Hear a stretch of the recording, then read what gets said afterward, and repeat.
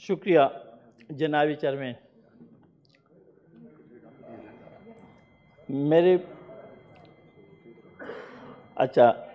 शुक्रिया जनाबी चेयरमैन, काफ़ी देर से, लेकिन फिर भी आपकी देर वाली बात अब नहीं चलेगी, सीधी बात करें अपनी साहब। बाकी बिजनेस हो रहा था उसमें, प्लीज। थैंक यू सेनेटर साहब, थैंक यू। अपनी बात करें सर। अब भी खुश हूँ कि मुझे मौका मिला, बड़ी मेहरबानी सर। अच्छा, सबसे पहले तो एक बात मैं करना सर, आप अभी तशरीफ लाए हैं तो उसका उतना वेट भी कर लें और तशरीफ रखें। Thank you sir. मुझे अभी सर एक बात हाउस के सामने रखना चाहता हूँ।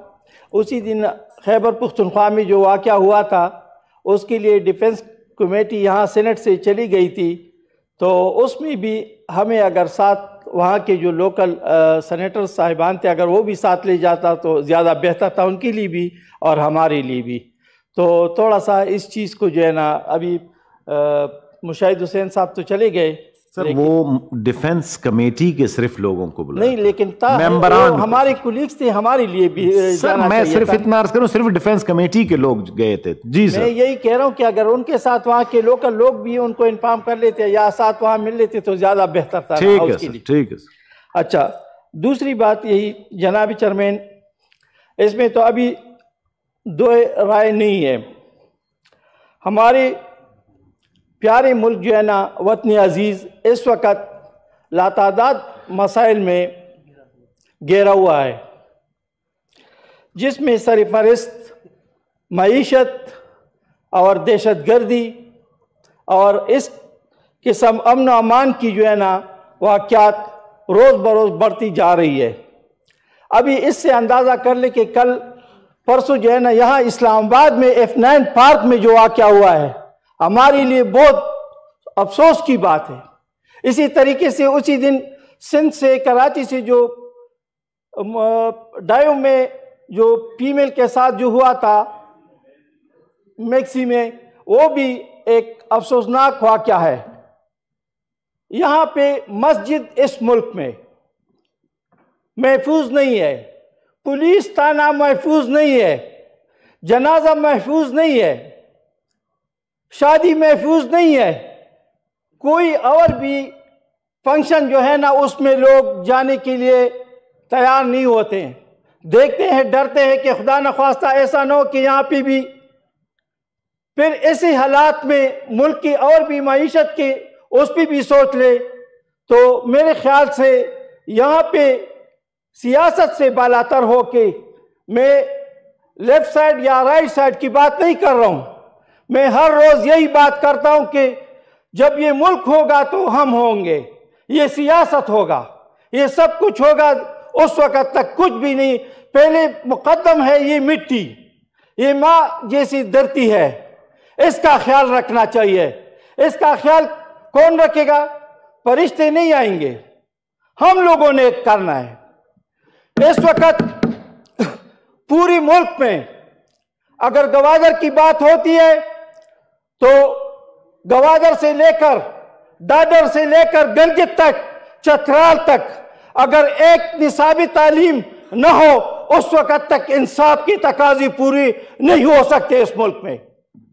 क्योंकि इस वक़्त जो निसाबी तालीम के है 95% लोग जो है ना बच्चे, वो इसी उसके नीचे जो है ना अपनी तालीम हासिल कर रहे हैं, और 5% वही लोग हैं जो इस मुल्क पे मुसल्लत है, उनके बच्चे हैं, विरासत में इनको मिल रहे हैं। यही जमहूरियत की बात हो रही है। हम सारी जमहूरियत वही है जिसमें लग़वी माना सियासत की है, रहनुमाई और अदल इंसाफ, मजलूम के साथ इंसाफ करना, इसका नाम है सियासत। ये नहीं सियासत कि बाप से बच्चे को, बच्चे को बेटे से उसके बेटे को, भाई को, ये कोई तरीका नहीं है। किसमें अगर कोई अहल है तो वो इस मुल्क के वाकदार बन सकते हैं। और कुरान से ये बात भी साबित है कि जिस तरह लोग होते हैं उस तरह मैं उन पे हुक्मरान मुसल्लत करता हूं। ये भी अभी आप देखें हालात को। आज जो हम देख रहे हैं क्या है इस मुल्क में जनाब चेयरमैन, लोग तेल की रोना रो रहे हैं, आटे की रोना रो रहे हैं। जी सर। पंजाब से जो है ना खैबर पख्तूनख्वा में आटा नहीं छोड़ रहे हैं, ये कह रहे कि बड़े भाई और छोटे भाई। बलूचिस्तान में यही है।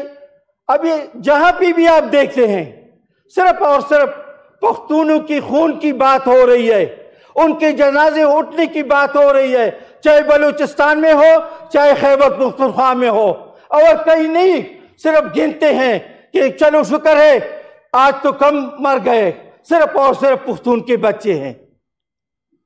इस पे सोचना चाहिए क्या होगा, कब तक होगा, इसका इंसाफ कब तक मिलेगा इन लोगों को, इन बच्चों को, उन बेवा को, उन यतीम बच्चों को। आज तक देखे 80,000 खैबर पख्तूनख्वा में पिछले दौर में लोग शहीद हुए थे, उनके बच्चों के आज तक किसी ने नहीं पूछा कि उसका तालीम का क्या हाल है, रोजगार का क्या हाल है। कौन देगा? रियासत इसकी जिम्मेदार है। रियासत थैंक यू सर, बाप की तरह जो है ना वो किरदार अदा करना है। Thank you sir. ये कब तक करेंगे, कब होगा? हम कब तक सोए हुए हैं? जनाब चेयरमैन, मैं यही एक बात हर वक्त, ये सारे एक ही मुल्क है, दर्द एक ही है। ये पठान हो, पंजाबी हो, बलोची हो, सिंधी हो, सारे एक ही है। इस मुल्क की शनाख्त है, हमें इसमें मत धकेले। अभी आप देख रहे हैं जब भी कोई बात होती है, अभी खैबर पख्तूनख्वा में पाटा मर्जर हुआ है, थैंक यू सर, उस वक्त से लेके आज तक वहां पे क्या है, कौन सी सहूलतें दी है? जो पहले से थे वो भी ले गए। जनाब चेयरमैन, इस वक्त जो ठीक है, मैं वक्त के तकाजे हैं, मैं समझता हूं, थैंक यू सर। लेकिन जनाब चेयरमैन, इस वक्त मुझे जो मौका मिला है, मैं इसमें 2-3 चीजें जो अभी करारदाद पास हुए वो भी मैं आपके सामने, इसमें एक API की बात हुई थी, मेहर ताजुर खानी साहब ने पेश किया था।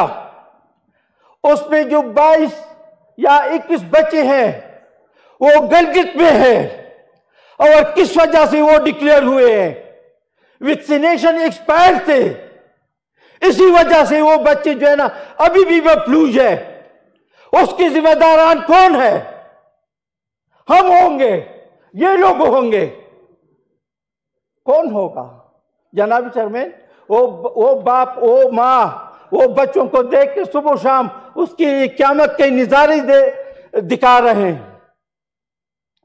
दूसरा, जनाब चेयरमैन, कुव्वत समाअत की बात हमारे बहन ने करारदाद लाया था। इस वक्त 25,000 एप्लीकेशन पड़े हुए हैं, 2.5-3 साल से उस पर काम नहीं हो रहा है। क्या वो बच्चे उस वक्त तक जिंदा रहेगा? कौन करेगा? कौन लाएगा? कोई सिस्टम तो बता दे, कोई बंदा तो हो कि उनका सोच ले। तीसरा, इसमें अभी हमारे साहब टाइम बहुत हो गया, ठीक है, मैं टाइम की वक्त की, लेकिन एक और खसूसी बात आपके सामने रखना चाहता हूं और इस हाउस के सामने रखना चाहता हूं। इस वक्त पूरा सिंध में तकरीबन 80,000 बच्चे और बच्चियां एड्स की बीमारी में मुब्तला है इस मुल्क के। इस पे सोचना चाहिए, क्यों उसकी बीमारी 80-90 हजार से ज्यादा उस पे खर्च है, 50 लाख तक दिन ब दिन बढ़ता जा रहा है। सोच का मुकाम है कि इसके लिए क्या करना है। जनाब चेयरमैन, सोचना चाहिए ये इदारे क्या कर रहे हैं, ये इतने हेल्थ फैसिलिटीज जो दे रहे हैं, WHO वाले क्या कर रहे हैं उनके लिए?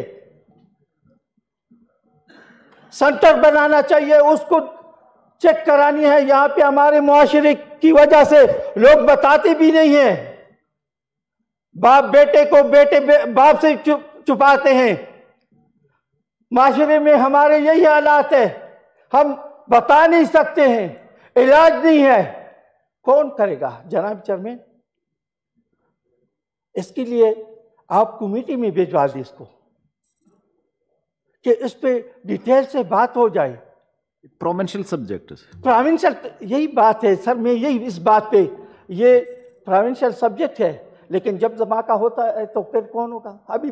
अभी आप बताएं ना, धमाका होगा तो फिर प्रोविंशियल की बात होगी। मर रहे बच्चे, जलजला आता है तो फिर प्रोविंशियल की बात होगी। कोविड आ जाता है तो फिर प्रोविंशियल की बात होगी। तेल की बात आ जाती है सर, तो फिर 11 मिनट हो गए मेरे। सर मुझे ये बताइए, 5 साल पूरे होने वाला है, मुझे ये पता नहीं चला कि प्रोविंशियल क्या है और मरकज की क्या जिम्मेदारी है,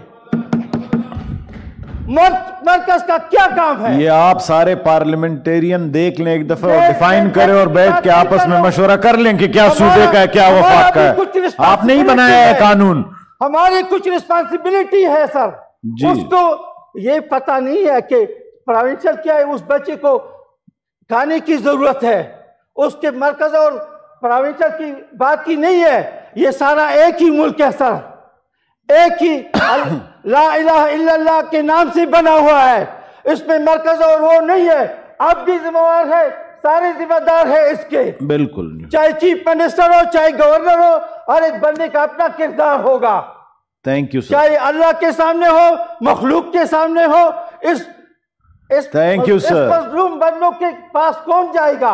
अभी खैबर पख्तूनख्वा में तो टाइम चेक करें, नहीं है। क्यों नहीं है? प्रोविंशियल गवर्नमेंट तो काम कर रही है। वो नहीं है, वो उसके पास कोई इख्तियार नहीं है सर, कोई इख्तियार नहीं है। फाइनेंस की कोई चीज वो उठा नहीं सकता है। Thank you sir, thank you. मैं यही कह रहा हूँ, ठीक है सर जनाब चेयरमैन, आपकी बात में बड़ी मेहरबानी, टाइम को भी देखना हाजी साहब, बड़ी मेहरबानी। थैंक यू सर, तशरीफ रखें, तशरीफ रखें। लेकिन ये आवाज जो है ना यहां से है, इसको दबाना नहीं है, ये गरीब की आवाज है, इसको दबाना नहीं है। नहीं दबाएंगे इंशाल्लाह। इसको प्रोविंशियल लेवल से निकाल दे, ये सारों की जिम्मेदारी है, इस मरकज की जिम्मेदारी है। इस मरकज की क्या जिम्मेदारी है? फिर से कॉन्स्टिट्यूशन बनाना शुरू कर दें। उसकी क्या काम है? 18 तरमीम में तो ये भी है कि उसकी रिस्पॉन्सिबिलिटी किसके पास है? उस गरीब, थैंक यू सर। 80,000 बच्चे, thank you sir, thank you sir, thank you sir. शहीद हुए थे, उसकी जिम्मेदार कौन है? Thank you sir, thank you sir. Collection पर तो हम ले रहे हैं मरकज, और जब बात आ जाती है तो फिर बात होती है कि प्रोविंशियल है। Thank you sir. कोलेक्शन पर क्यों ले रहे हैं मरकज? जनाब सेनेटर फैसल जावेद साहब, एक खून के कतरे के पैसे जमा। Thank you sir. उनका नंबर है ना सर? मैं सर 10 बंदे करें तो क्या नंबर पे चलूंगा हाजी साहब? प्लीज जी, बहुत बहुत जी सर।